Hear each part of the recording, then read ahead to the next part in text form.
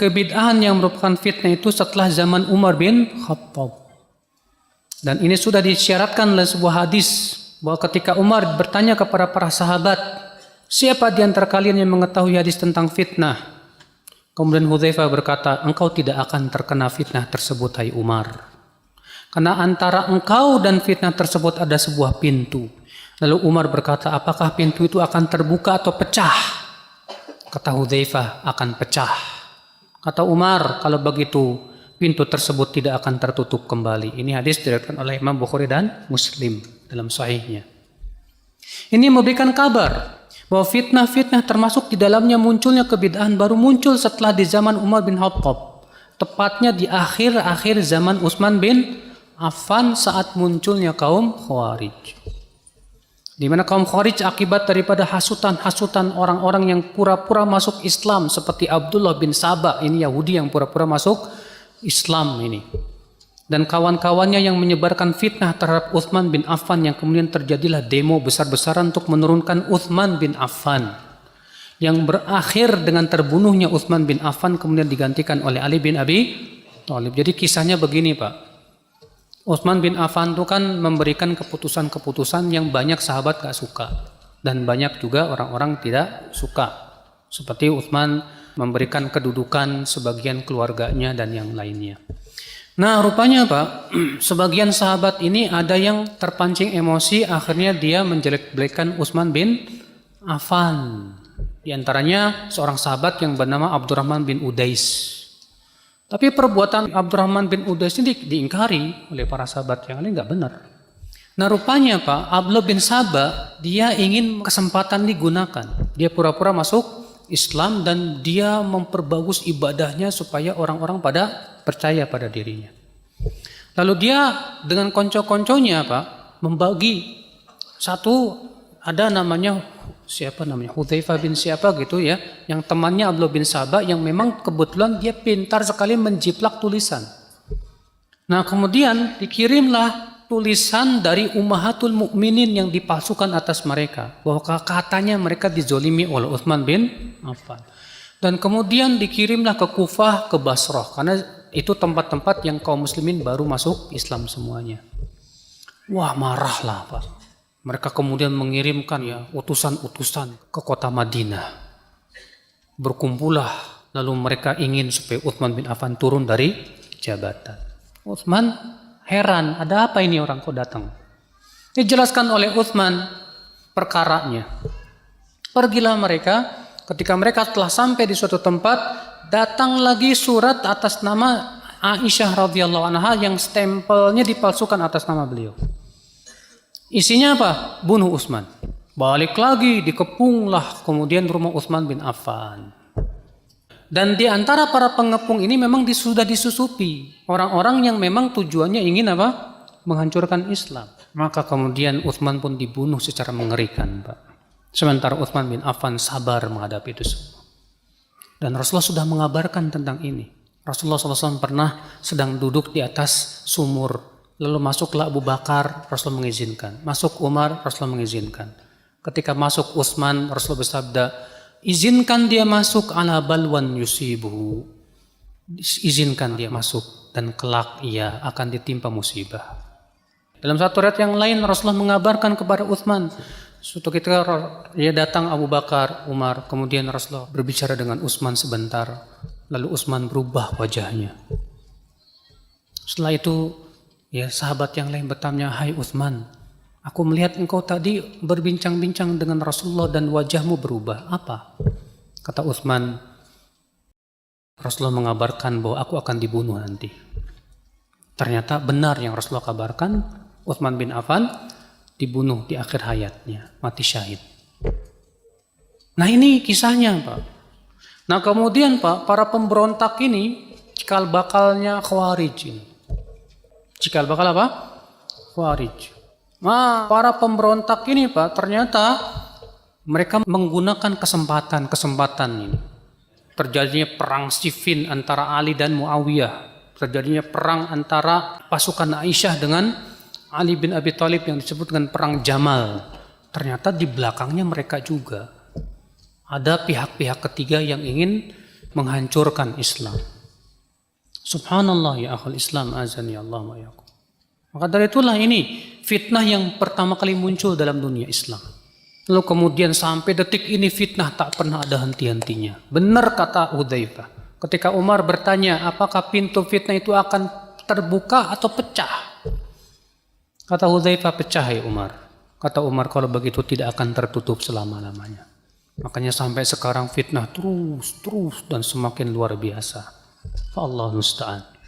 Kemudian akhi, ya, muncullah kemudian di zaman Ali bin Abi Thalib muncul firqah yang disebut dengan firqah Khawarij.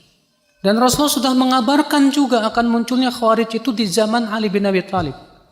Kata Rasulullah, satamruku mariqatun ala hini furqati minal muslimin. Akan muncul sebuah kelompok saat kaum muslimin sedang berperang. Waktu itu terjadi perang Siffin antara pasukan Ali dengan pasukan apa? Muawiyah. Yang kemudian pasukan Muawiyah hampir kalah, terdesak. Lalu Muawiyah pun mengajukan perdamaian. Hai Ali, bagaimana kita damai saja? Maka Ali menerima. Bagaimana tidak menerima? Allah dan Rasulnya menganjurkan. Terimalah. Rupanya Ali mengirimkan orang yang bernama Abdullah bin Qais, yaitu Abu Musa al-Ash'ari, sahabat Nabi. Sementara Muawiyah mengirimkan Amr bin al-As untuk mengadakan perjanjian dan perdamaian. Rupanya orang-orang bego, orang-orang Khawarij ini memahami, wah, Ali sudah menyerahkan hukum kepada manusia. Muawiyah juga. Berarti mereka sudah berhukum dan hukum selain, padahal hukum ini milik Allah. Wah, keluarlah mereka itu Pak, sejumlah 6.000 orang. Berkumpul di sebuah tempat namanya Harura. Makanya kemudian mereka disebut kelompok Haruriyah. Kumpul mereka di situ. Tadinya mereka tidak berbuat keonaran. Dibiarkan oleh Ali bin Abi Thalib. Dibiarkan. Tapi kemudian ketika mereka mulai berbuat keonaran, membunuhi kaum muslimin, bahkan Abdullah bin Khabbab bin Al-Arat disembelih, istrinya yang lagi hamil dibelek, kemudian bayinya diambil, dicacak-cacak, sampailah ke Ali bin Abi Thalib. Maka Ali bin Abi Thalib pun kemudian bermusyawarah dengan para sahabatnya. Maka para sahabat semua yakin mereka yang disebut oleh Rasulullah Khawarij itu. Kemudian sebelum Ali bin Abi Thalib memerangi mereka, Ibnu Abbas minta izin dulu kepada Ali. Hai Ali, izinkan aku untuk mendebat mereka dulu, untuk menegakkan hujah dulu kepada mereka, hai Ali.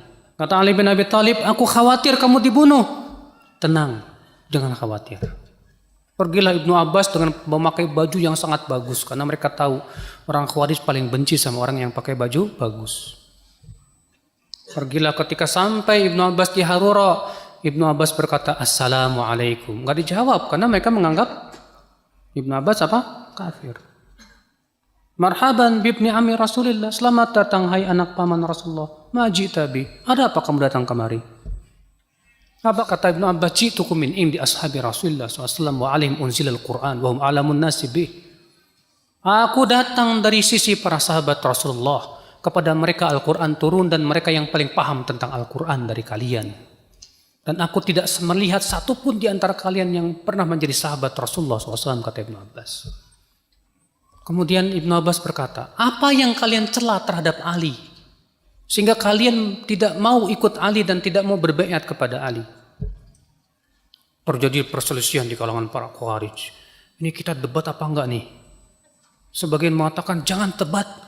Karena Allah mengatakan, balhum qaumun khasimun. Mereka itu orang yang suka berdebat. Ada tuh ayat buat orang kafir Quraisy, tapi ditujukan kepada siapa? Sahabat. Ngeri kan? Sebagian lagi mengatakan, dak, pokoknya kita debat. Iya. Kami mencela Ali karena 3 perkara. Apa itu? Kata Ibnu Abbas. Pertama, Ali menyerahkan hukum kepada manusia dalam perjanjian Siffin itu. Ini satu. Apalagi? Kata Ibnu Abbas. Yang kedua, Ali bin Abi Thalib perang Jamal, ya, dan tidak menawan. Kalau mereka itu orang kafir harusnya tawan. Kalau mereka orang Islam tidak boleh diperangi. Kata siapa? Kata orang-orang Khawarij. Kata Ibnu Abbas, ini yang kedua. Yang ketiga apa? Ali bin Abi Thalib waktu itu dalam perdamaian menghapus namanya sebagai Amirul Mukminin. Kalau dia bukan Amirul Mukminin berarti dia Amirul Kafirin. Kata Ibnu Abbas, ini yang ketiga. Ada lagi? Cukup itu saja. Bagaimana kalau aku bisa menjawab 3 perkara ini, kalian mau kembali? Baik. Adapun yang pertama, Ali menyerahkan hukum kepada manusia. Maka dengarkan ayat Allah Subhanahu wa taala. Wa in khiftum shiqaqa bainihima fab'athu hakaman min ahli wa hakaman min ahliha. Iyurida islahan yuwaffiqillahu bainahuma. Apabila suami istri dikhawatirkan cerai di antara keduanya, maka utuslah hakim dari pihak suami dan hakim dari pihak istri. Allah menyerahkan hukum kepada hakim dari pihak masing-masing dalam masalah suami istri. Mana yang lebih baik? Untuk kemaslahatan suami istri atau untuk kemaslahatan darah kaum muslimin? Kata mereka, ya yang lebih baik untuk kemaslahatan darah kaum muslimin. Oke. Saya bisa jawab itu? Oke, kata mereka. Adapun yang kedua, kalau kalian katakan bahwasanya Ali tidak menawan dalam perang Jamal, apakah kalian hendak mengatakan ibu kalian itu Aisyah berhak ditawan? Kalau kalian katakan itu, kalian akan kafir. Gak bisa jawab lagi orang Khawarij. Adapun yang ketiga, Ali menghapus namanya sebagai Al-Mu'minin. Aku akan ceritakan dahulu Nabi ketika perang Hudaybiyah mengatakan Muhammad Rasulullah. Lalu kemudian orang Quraisy berkata, kalau engkau Rasulullah, kami akan beriman kepadamu. Tulis Muhammad bin Abdullah. Maka Rasulullah bersabda kepada Ali, hai Ali, hapus, tulis Muhammad bin Abdullah. Apakah berarti beliau bukan Rasulullah? Demikian pula Ali di sini menghapus untuk kemaslahatan yang lebih besar. Bagaimana? Akhirnya 3.000 tobat, Pak. 3.000 lagi ngeyel. Akhirnya mereka yang diperangi oleh Ali bin Abi Thalib kalah, sisa-sisanya kabur. Nah, sisa-sisanya ini, Pak, dendam kesumat kepada Ali bin Abi Thalib. Akhirnya kemudian 3 orang sisa-sisa Khawarij ini berkumpul untuk membunuh 3 orang, Ali, Muawiyah dan Amr bin Al-As. Adapun Muawiyah selamat, hampir kena. Amr bin Al-As juga selamat. Adapun Ali, beliau dibunuh saat beliau pergi sholat subuh. Nah, itu kisahnya orang Khawarij, Pak. Orang Khawarij itu dari dulu mengerikan pemikirannya, Pak. Muncul kemudian firqah yang lain, Syiah. Dari mana hasutan Abdullah bin Sabah itu? Muncul lagi kemudian firqah setelah itu banyak. Dan kalau antum pengen pelajari tentang firqah, silakan baca kitab Asy-Syahristani Al-Milal wan Nihal, atau baca kitabnya Abul Hasan Al-Asy'ari dalam kitab beliau Maqalat Islamiyyin 3 jilid. Itu khusus buku tentang firqah. Ya, Allahu a'lam.